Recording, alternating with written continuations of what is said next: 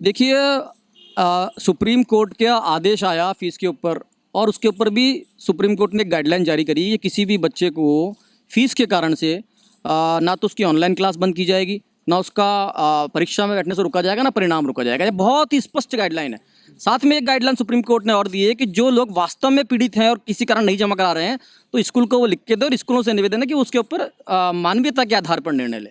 ये पूरी तरह से इस राजस्थान के अंदर इसकी पूरी तरह से कोई पालना नहीं हो रही है।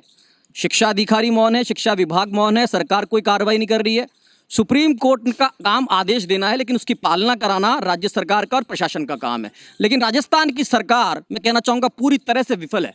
एक एग्जाम्पल देना चाहूँगा, 25,000 अभिभावक पढ़ते हैं यहाँ। हम एमपीएस के बाहर बैठे हैं अभी। एमपीएस तिलक नगर इनकी ब्रांच है, 7-8 स्कूल जयपुर के अंदर है। समाज के नाम के ऊपर ये स्कूल चलता है, और हमने अभिभावक की गरिमा के तहत हाथ जोड़ते हुए, विनम्र करते हुए 2 महीने पहले माननीय इनके जो अध्यक्ष हैं प्रदीप बाहेती जी, उनके नाम से पत्र दिया गया इनके सेक्रेटरी के हाथ में। जवाहर नगर का जो स्कूल है, उसके ऊपर आज तक कोई भी कार्रवाई नहीं हुई। उसके बारे में आज तक जवाब तक नहीं दिया गया। कोविड के दौरान जहां दुनिया अपने द्वार खोल रही है लोगों की सहायता के लिए, वहां पर एक समाज का स्कूल फीस के अंदर 10% बढ़ोतरी करता है। 10% की बढ़ोतरी कोविड के अंदर एमपीएस स्कूल के द्वारा की गई है, और उसके ऊपर कोई आज 2 महीने के अंदर कार्रवाई नहीं है। और आज तो कल तो बड़ी विडंबना का विषय, कम से कम 100 से अधिक शिकायतें मेरे पास कल की तारीख के अंदर एमपीएस स्कूल के तमाम स्कूलों की आई है। उनकी ऑडियो रिकॉर्डिंग्स मेरे पास कम से कम 20 लोगों की, जो टीचर कह रही है, शिक्षक फ़ोन करके कह रही हैं कि कल बच्चे का एग्जाम है, कल सुबह पहले स्कूल पहुंचकर फीस जमा कराइए, अदरवाइज उनका लिंक जारी नहीं किया जाएगा। और यदि पैसे नहीं है तो बच्चे को आप निकाल लीजिए स्कूल से, या फिर हम उनको प्रदेश का उनको निरस्त कर देंगे यदि फीस जमा नहीं हुई।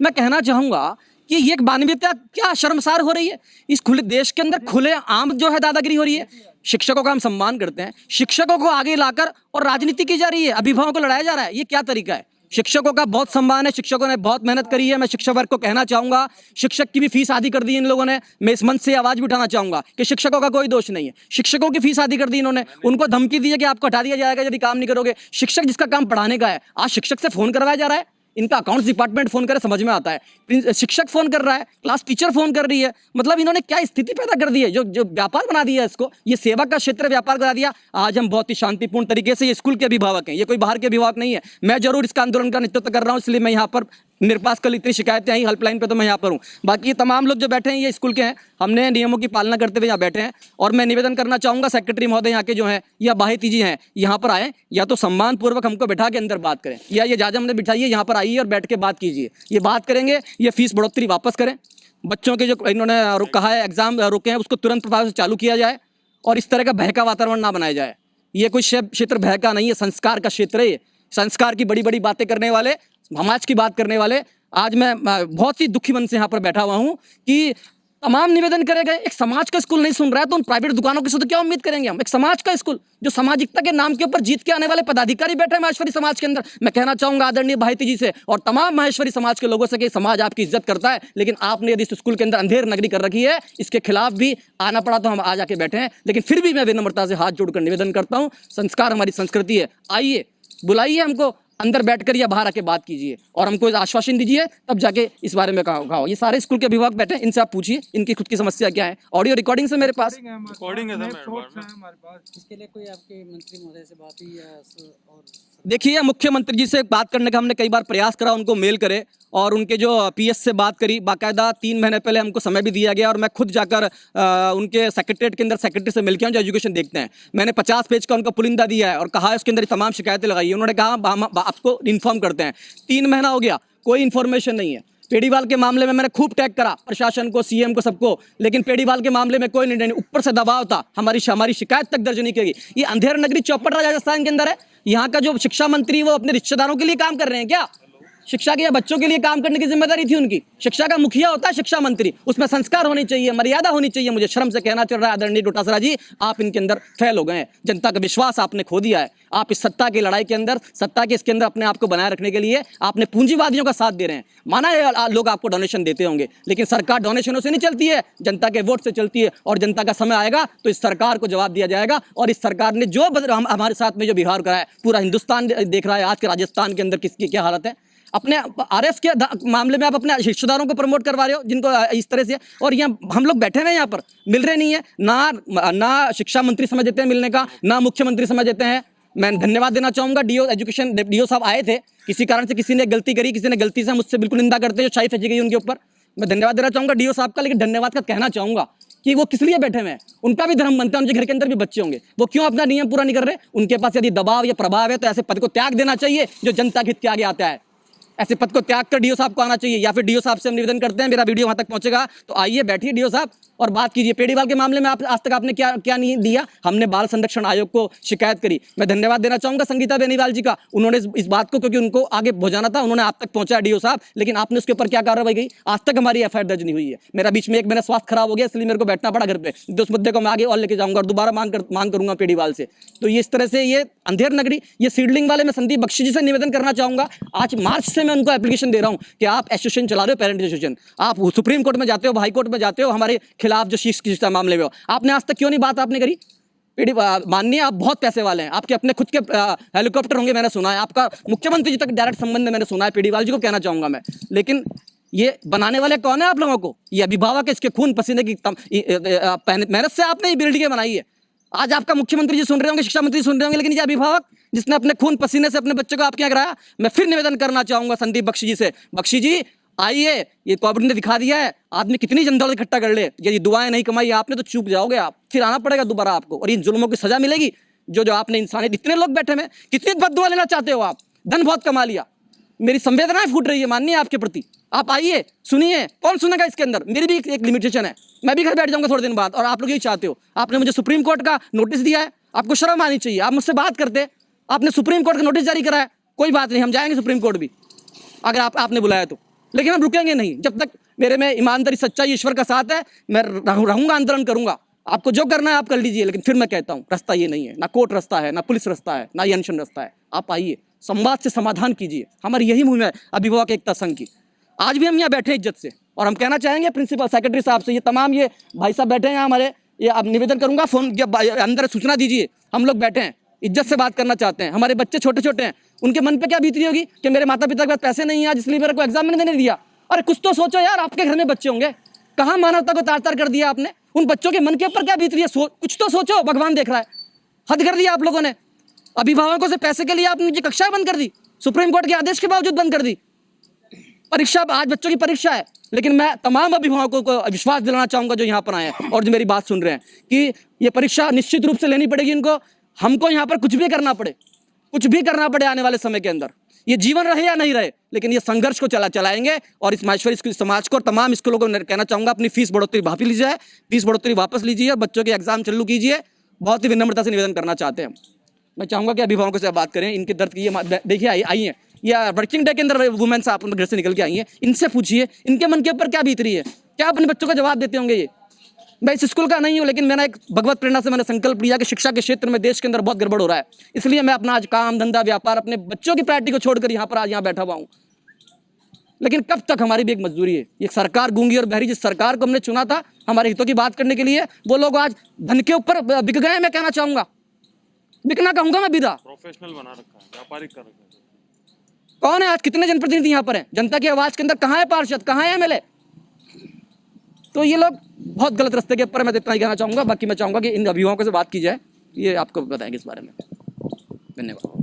एक नई सोच, नए आयाम और नई मिसाल के साथ रावत गर्ल्स कॉलेज अब बन चुका है रावत कोएट कॉलेज। यहाँ कई सारे प्रोफेशनल और करियर ओरिएंटेड कोर्सेज के साथ विद्यार्थियों के लिए है safe and secure campus environment, dedicated teaching faculty, modern library, campus placement and hostel facility. Admissions के लिए तुरंत कॉल करें 0141281015 पर या रावत कोएट कॉलेज, करनी विहार, अजमेर रोड, जयपुर कैंपस में विजिट करें।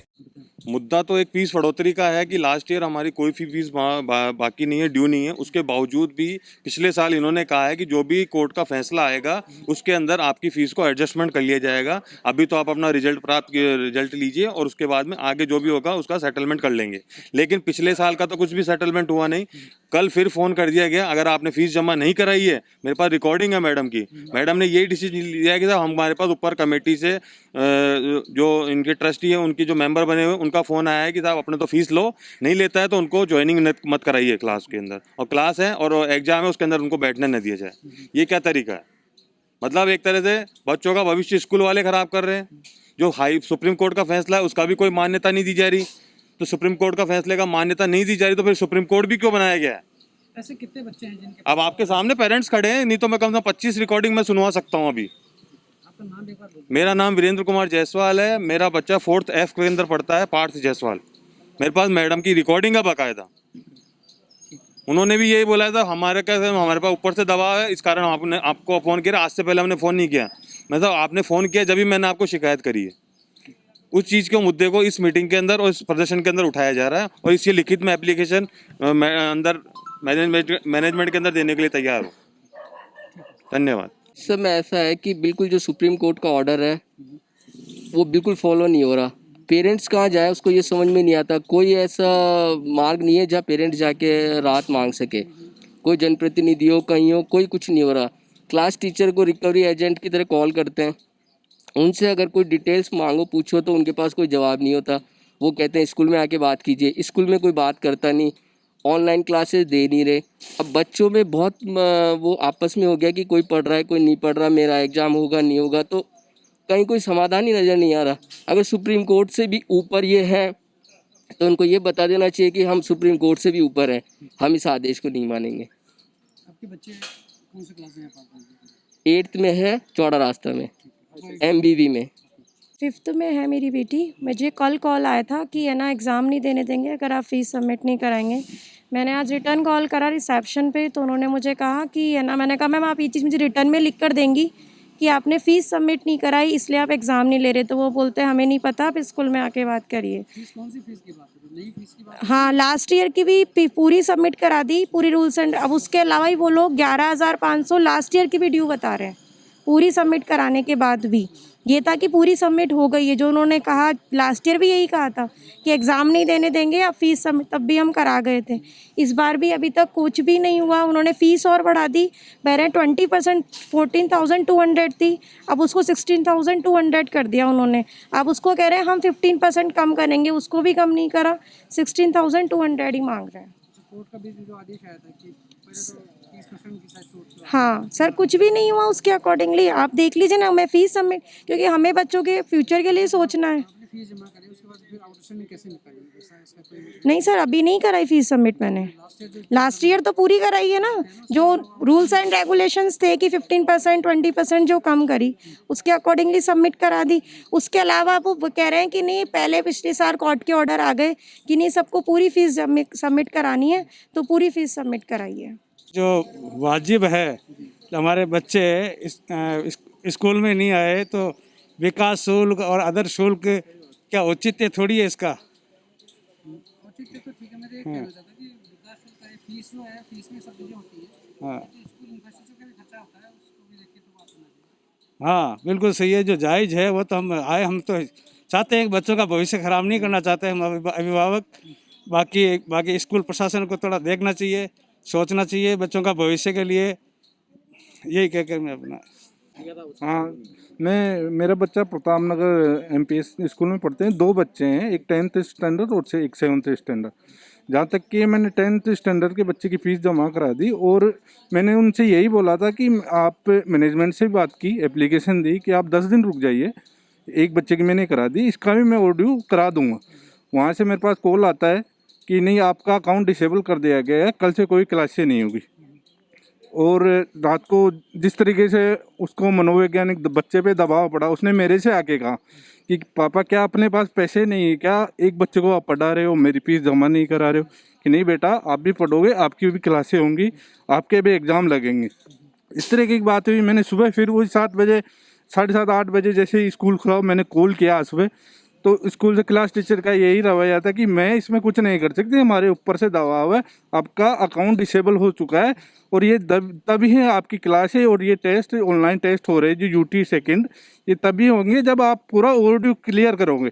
ये कैसा पॉसिबल हो सकता है? एक प्राइवेट जॉब वाले व्यक्ति के लिए कि दो दो बच्चों की एक साथ फीस जमा कराए, और बढ़ी हुई फीस तो पॉसिबल ही नहीं है सर, बढ़ी हुई फीस नहीं दे सकते हम। अभी स्कूल जो तकाजा कर रहा है कौन सी फीस पे कर रहा है? पिछली फीस पे कर रहा है या नहीं? पिछली फीस हमने दे चुके हैं, हम पिछली फीस दूसरी एक उसमें एक ड्यू किस्त है मेरे छोटे बच्चे की, बड़े की मैंने दे दी, उसके लिए मैंने रिक्वेस्ट की कि आप 10 दिन रुक जाइए।